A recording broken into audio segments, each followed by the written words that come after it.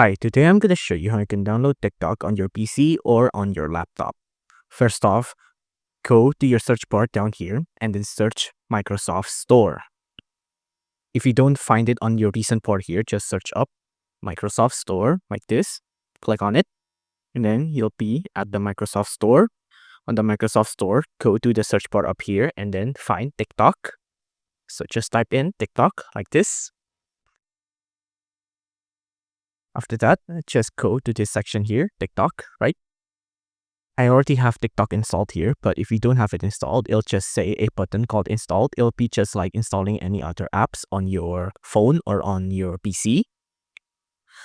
You'll see that this app is exactly like the phone one. It'll just be stretched out to fit your PC screen.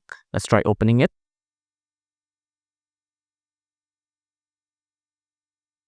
Once it's opened, you'll see that you can use TikTok like normal. You can watch videos, you can search, you can even log in down here.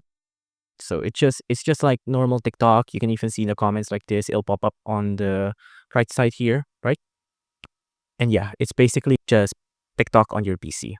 If you like them or if you like this video, please consider liking and subscribing.